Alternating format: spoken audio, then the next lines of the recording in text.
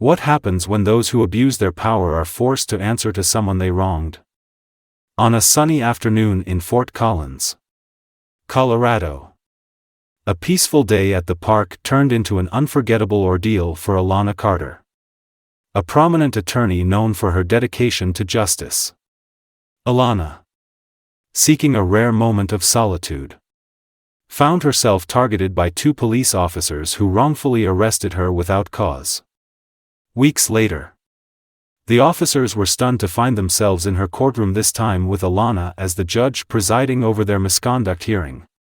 This is not just a story about personal injustice, it's a powerful narrative about resilience, accountability, and the fight for systemic change. Alana's journey highlights the challenges of standing up to systemic bias and the strength it takes to transform an unjust experience into an opportunity for reform.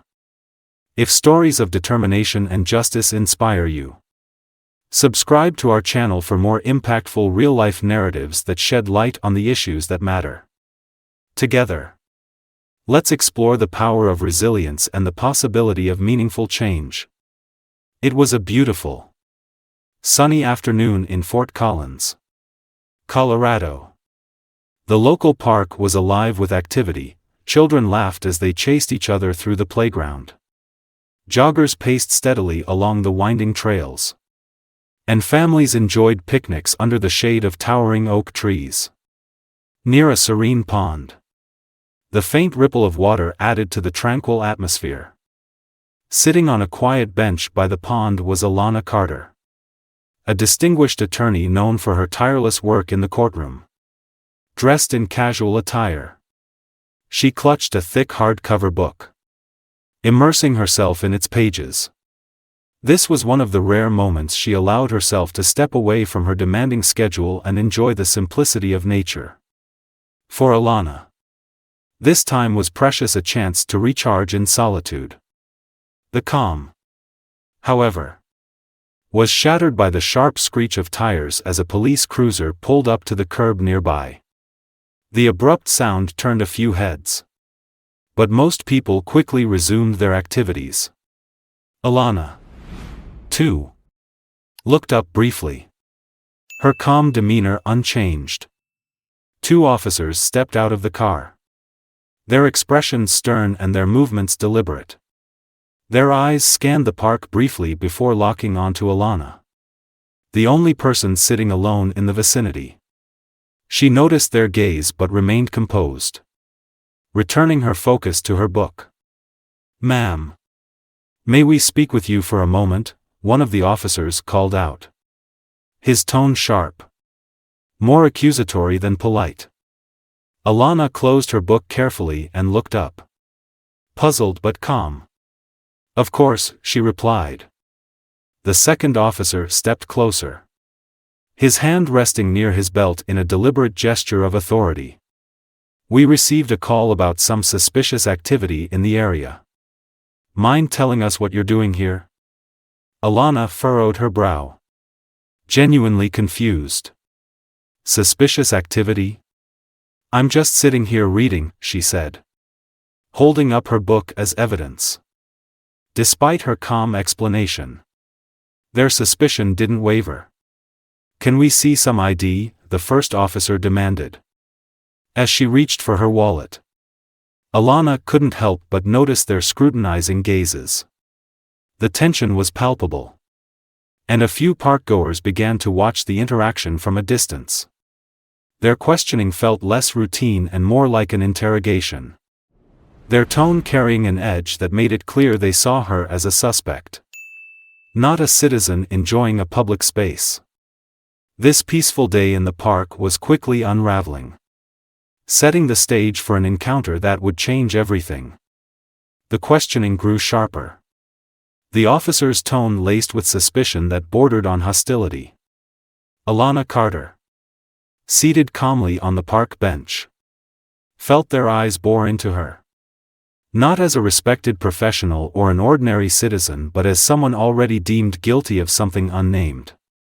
"Can you explain what you're doing here?" the second officer asked again, his voice clipped. Alana held up the book she had been reading. her tone measured but firm. "I'm sitting here. Reading. Is that a crime?" Her calm response seemed to irritate them further. The first officer leaned closer, his gaze scrutinizing. "Do you always carry a book like that around?" he sneered. As if the sight of a thick legal tome was reason enough for suspicion. The crowd began to stir. A few joggers slowed their pace. And families at nearby picnic tables turned to watch the scene unfold. Low murmurs rippled through the park as people exchanged glances. Their curiosity mingled with unease. "Are you alone here?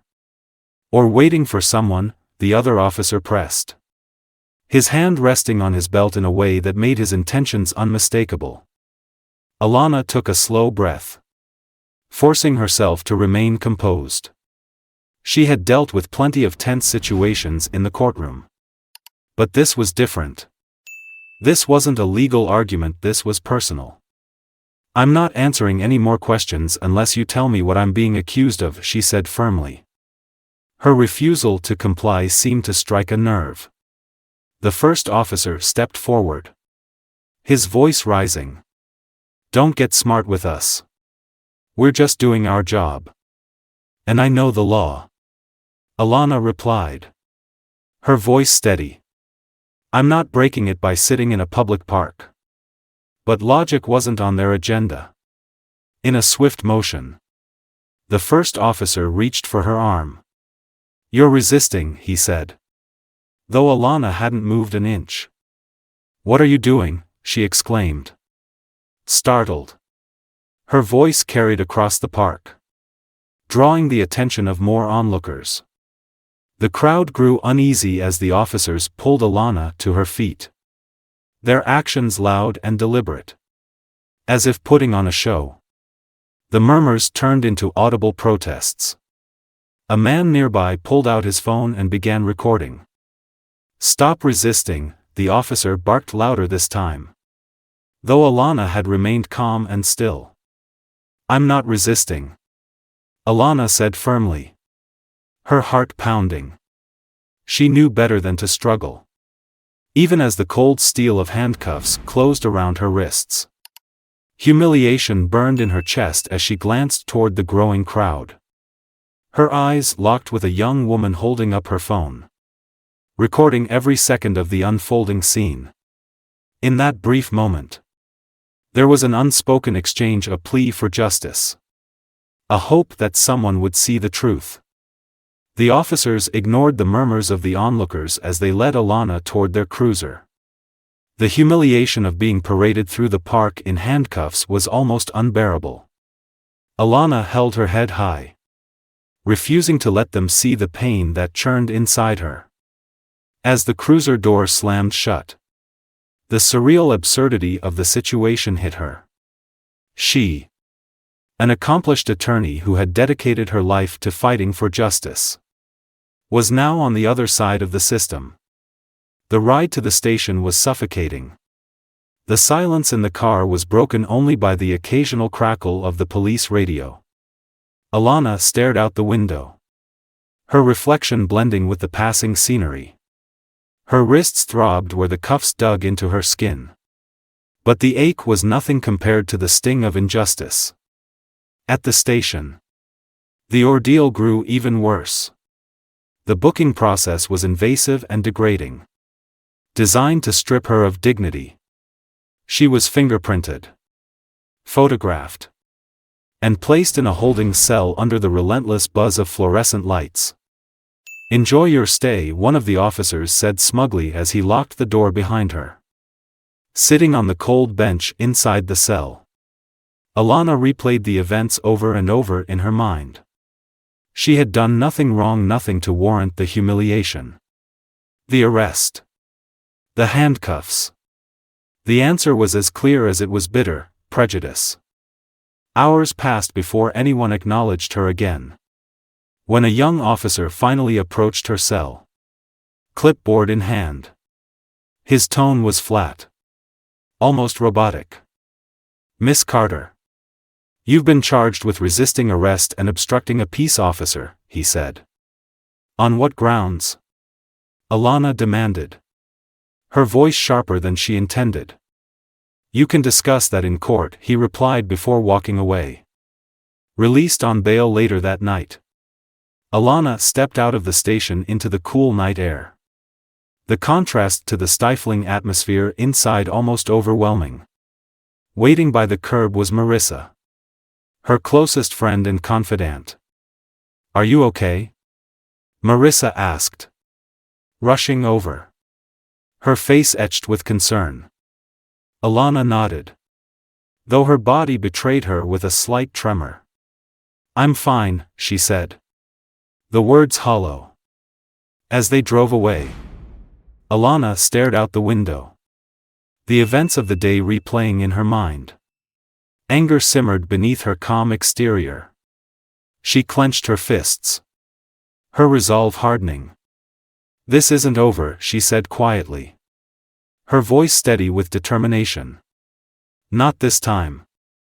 Her silent plea in the park had found its answer.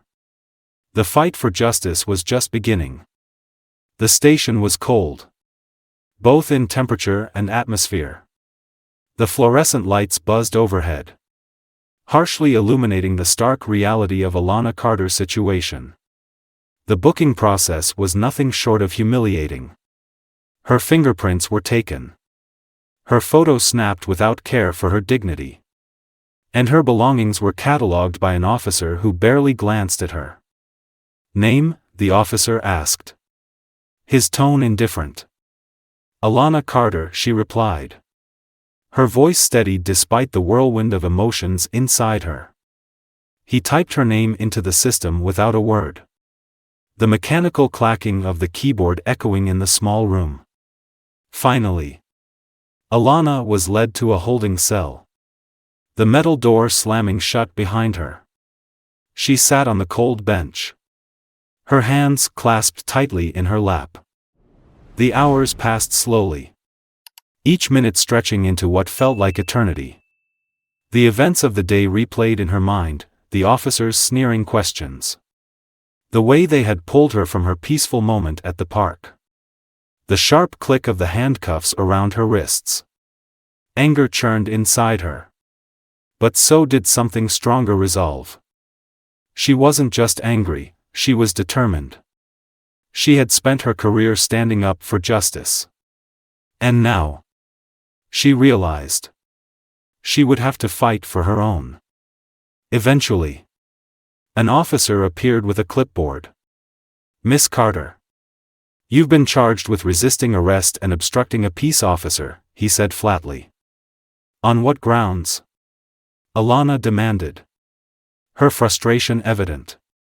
You can discuss that in court, the officer replied before walking away, leaving her alone with her thoughts. Hours later, Alana was released on bail.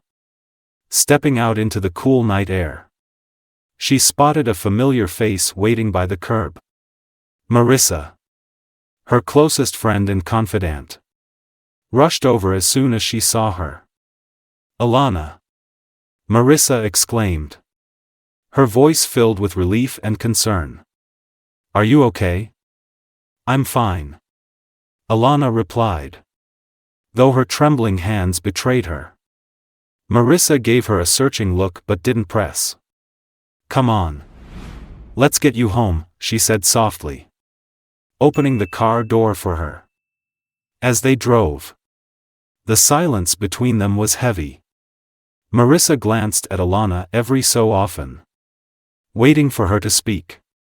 Finally, Alana broke the quiet.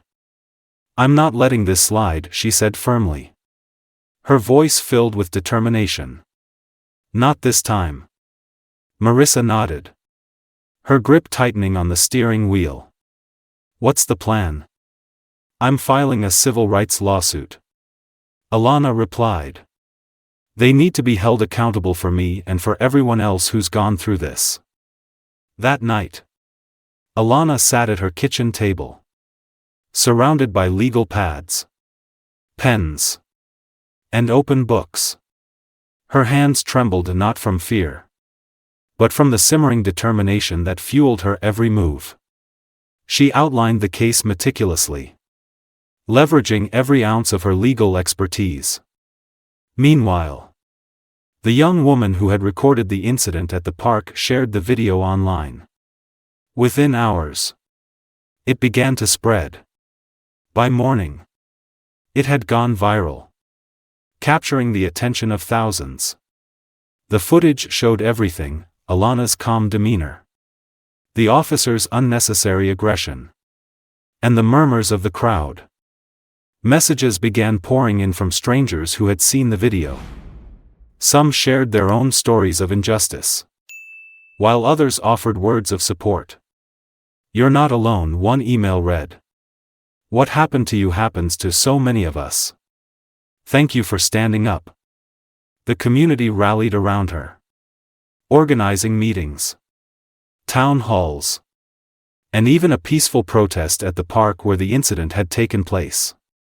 Alana attended these events, not just as a victim but as an advocate. During one town hall, an older man stood up to speak.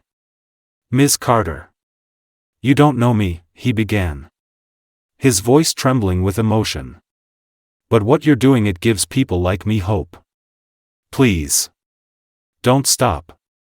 Her resolve grew stronger with every story, every handshake, every tear-filled thank you. The viral video had done more than expose her ordeal, it had sparked a movement.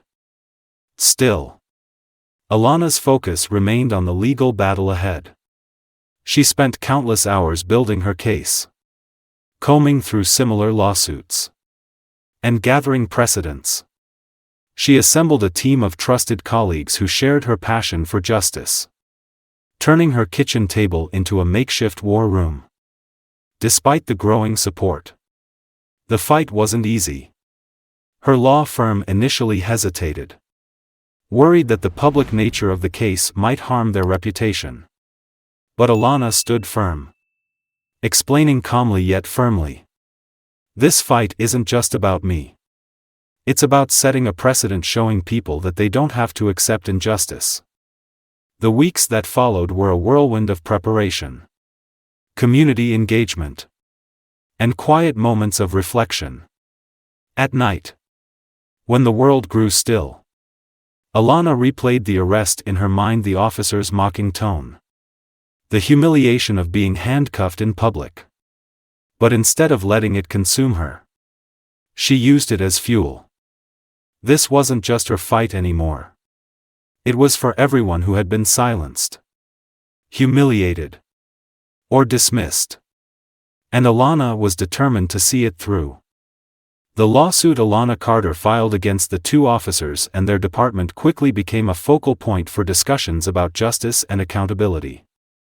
With the viral video as undeniable evidence, her case gained widespread attention.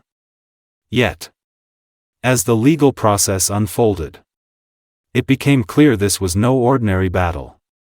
The officers and their legal team sought to dismiss the lawsuit multiple times, arguing that their actions were within the bounds of their duties. Alana and her team, however, methodically countered each motion, presenting compelling arguments that the officers' actions were not only unwarranted but also indicative of a systemic issue. The legal proceedings were emotionally taxing. Alana faced criticism from skeptics who accused her of seeking attention, while others feared the backlash her lawsuit might bring to the legal system. Despite the noise, she remained resolute, pouring countless hours into building an airtight case. Then, an unexpected twist threw her into an entirely different arena. One afternoon, Alana's attorney called with surprising news.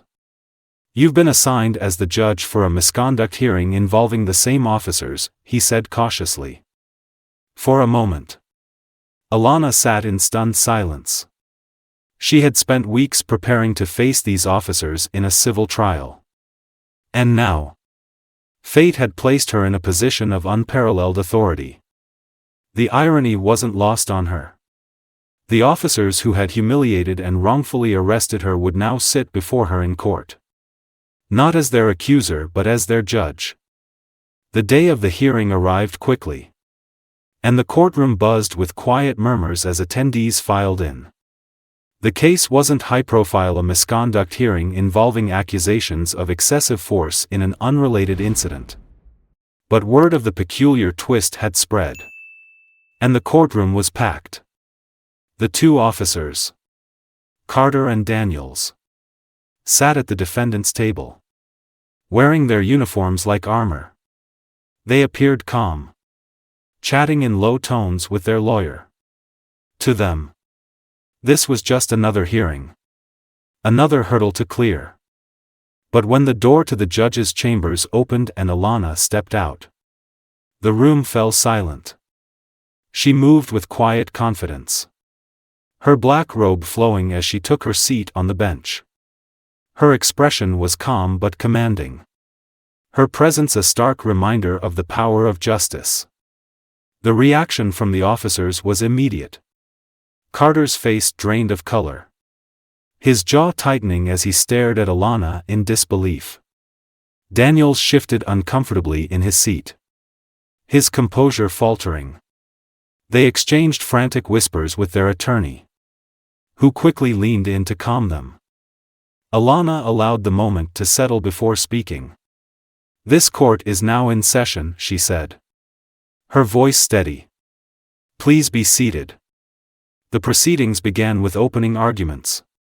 The prosecutor laid out the case, detailing the officer's use of excessive force during a routine traffic stop.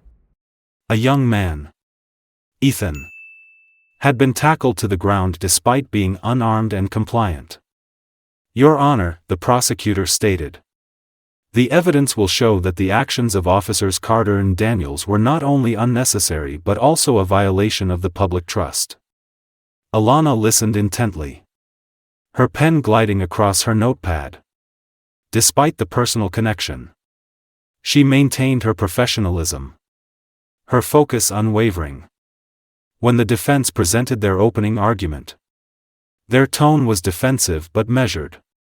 "Your Honor, while the officers acknowledged the situation could have been handled differently, the escalation was due to external factors beyond their control," the defense attorney argued. As testimony began, the tension in the room deepened. Ethan, the victim, took the stand. He recounted the night of the incident, his voice trembling as he described being pulled over and forced to the ground without explanation. "They didn't even give me a chance to explain," Ethan said, his eyes darting nervously between the attorneys and the officers. "It felt like they decided I was guilty before I even opened my mouth." The prosecutor pressed further. "Did you resist their orders at any point?" "No," Ethan replied firmly. "I was scared. But I did everything they said."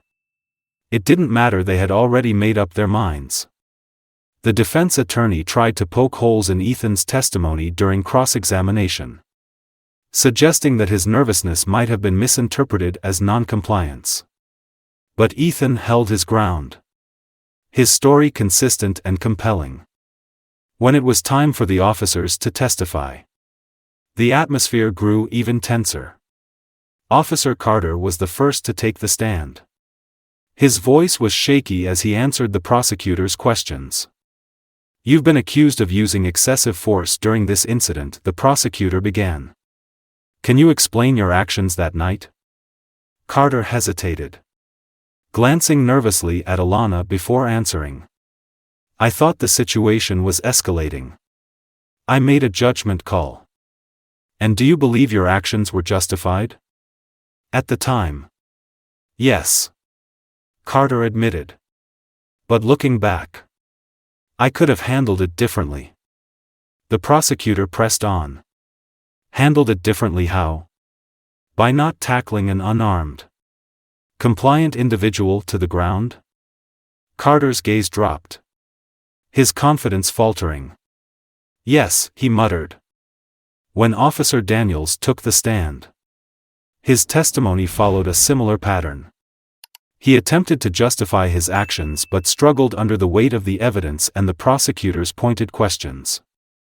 Throughout the hearing, Alana remained composed, ensuring that both sides were given a fair opportunity to present their arguments. Her impartiality was evident, though her presence alone seemed to unsettle the defendants. As the hearing progressed, the officers' defenses began to unravel. The evidence against them was overwhelming, and their justifications rang hollow. By the time closing arguments were delivered, the outcome seemed inevitable. The actions of Officers Carter and Daniels reflect a blatant abuse of power, the prosecutor concluded. This court has an opportunity to send a clear message: such behavior will not be tolerated. The defense attorney's closing statement was less convincing, focusing on the officers' intentions rather than their actions. Even Carter and Daniels appeared resigned to their fate, their earlier confidence replaced by visible discomfort. As Alana adjourned the hearing for the day, she struck her gavel with authority. "We will reconvene tomorrow at 9 a.m., she announced. The courtroom emptied slowly, the air heavy with the gravity of the case. Alana lingered at her bench, organizing her notes. She could feel the officers' stares as they hesitated by the door, clearly debating whether to approach her. In the end, they left quietly, their steps heavy with the realization that this battle was far from over. For Alana, the real challenge lay ahead. As the judge, she was determined to deliver a fair and just ruling, not for personal vindication, but to uphold the principles she had devoted her life to defending. The courtroom was filled with quiet tension as people filed in for the final day of the hearing. Every seat was occupied, and the back wall was lined with reporters, their pens poised to capture every word. The case had become more than just a disciplinary hearing, it was now a symbol of justice, accountability, and systemic reform. Alana Carter, seated at the bench, adjusted her black robe and glanced at the packed courtroom. Her face was calm, her demeanor composed, but the weight of the moment was undeniable. In front of her sat Officers Carter and Daniels, their postures stiff, their faces drawn with a mix of anxiety and resignation. As the room settled, Alana began to speak. Her voice was steady, resonating with authority. "Before I deliver my ruling, I want to remind everyone in this courtroom of the responsibility entrusted to law enforcement officers. The role of a police officer is to protect and serve with integrity, respect, and fairness. When that trust is broken, the impact goes far beyond the immediate victim. It erodes public confidence in the system itself." She paused, letting the weight of her words settle over the room. The officers avoided her gaze, their shoulders tense. Alana continued, addressing the specific case before her. "In this hearing, we have heard testimony from the victim, who described being subjected to excessive force during a routine traffic stop. We have reviewed the evidence, including the officers' own accounts. It is clear that their actions were not only unnecessary but a violation of the ethical standards expected of those who wear the badge." A murmur rippled through the crowd. Alana raised her hand slightly, and the room fell silent again. "This court recognizes that mistakes can happen in high-pressure situations," she said. However, the actions taken by Officers Carter and Daniels were not mere mistakes. They were decisions made in the absence of due regard for the individual they were sworn to protect. She turned her gaze toward the officers, who sat motionless at the defendant's table. "Officer Carter, Officer Daniels, your actions reflect a misuse of authority. This court must hold you accountable, not just for the sake of the victim but for the integrity of the system itself." Alana then delivered her ruling. The court finds both officers guilty of misconduct. Effective immediately. You are suspended without pay for a period of 6 months. Additionally, you will be required to participate in an extensive retraining program focused on de-escalation techniques and implicit bias awareness. A formal disciplinary record will also follow you, ensuring transparency in your future roles. The room was silent as Alana's words hung in the air. The ruling was firm but balanced, holding the officers accountable while offering a path for reform. Alana struck her gavel.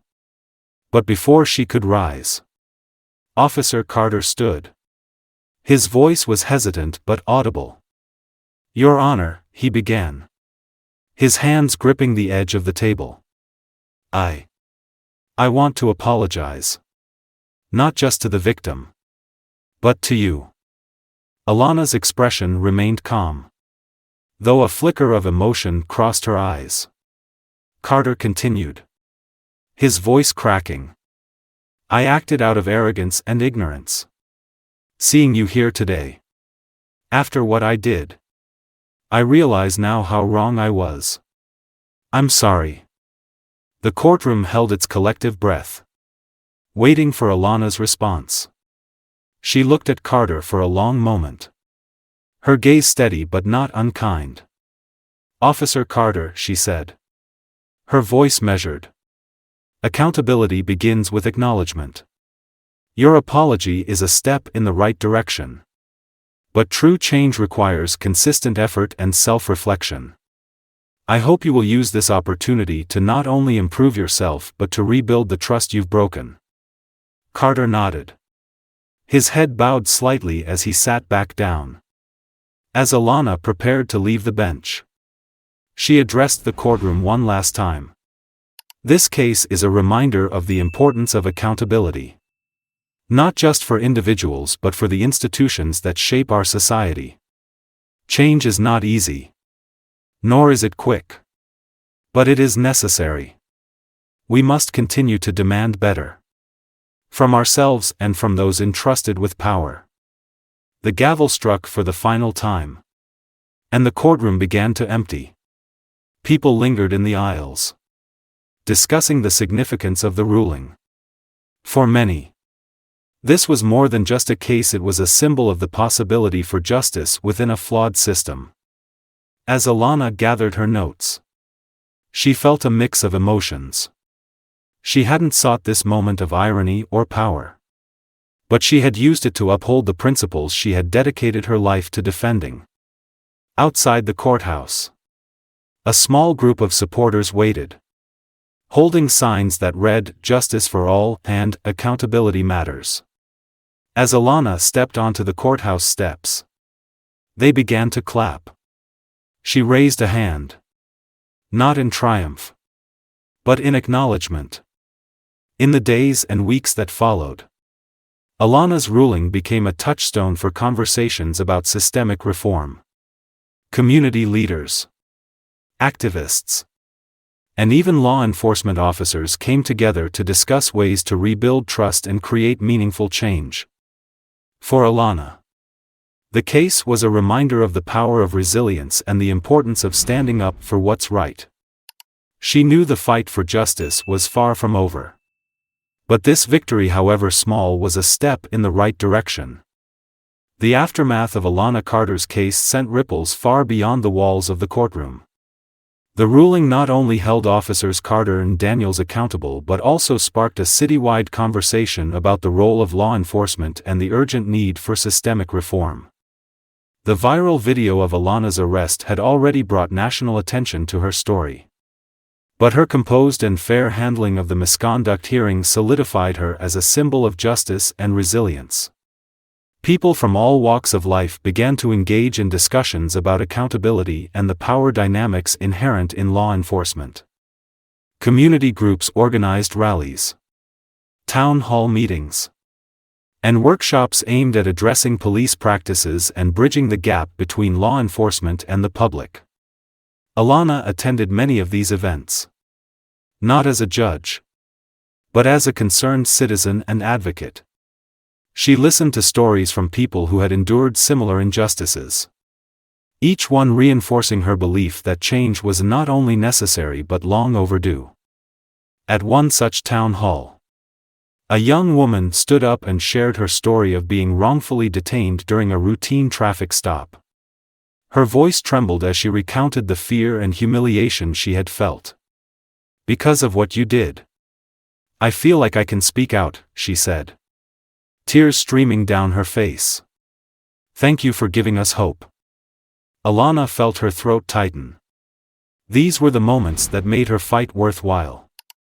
She also worked closely with community leaders and local activists to propose actionable reforms, including mandatory de-escalation training, clearer guidelines on the use of force, and the establishment of a civilian oversight board. These proposals, though met with resistance from some, gained traction as public pressure mounted. Outside the courthouse one afternoon, Alana watched a peaceful rally led by young activists. They held signs that read, "Accountability for all" and "Justice is for everyone." The sight filled her with a deep sense of hope. Change, Alana realized, would not come overnight. The system was flawed, and the road to reform would be long and challenging. But the case had proven one important truth: when people come together, when voices are raised and justice is demanded, progress is possible. As she reflected on the journey, Alana felt a renewed sense of purpose. Her fight wasn't just about a single incident or a single ruling, it was about pushing the system toward fairness and equality, one step at a time. And that, she thought, was the kind of justice worth fighting for. Alana Carter's story is one of resilience, justice, and the power of standing up against systemic injustice. What began as an ordinary day in the park transformed into a defining moment not just for Alana, but for an entire community demanding accountability. Her journey from being wrongfully arrested to presiding over the misconduct hearing of the very officers who humiliated her serves as a powerful reminder: justice, when pursued with determination and integrity, can prevail. This case wasn't just about two officers or a single ruling, it was about exposing the deeper flaws within a system and igniting conversations that lead to real change. Alana's courage inspired countless others to share their stories, to stand up for themselves, and to demand better from the institutions meant to protect them. Accountability is essential, not just for those in positions of power, but for all of us as members of a community. Each voice raised, each story shared, contributes to a larger movement for fairness and justice. Together, we can push for a society where everyone is treated with the dignity and respect they deserve. If this story resonated with you, we invite you to join the conversation. Share your thoughts in the comments below. Your voice matters. Let us know how you think we can work toward a more just and equitable world. And don't forget to subscribe to our channel for more powerful stories that inspire action and reflection. Together, we can shine a light on the issues that matter and celebrate the resilience of those who dare to make a difference. Thank you for watching. And remember, change begins with us.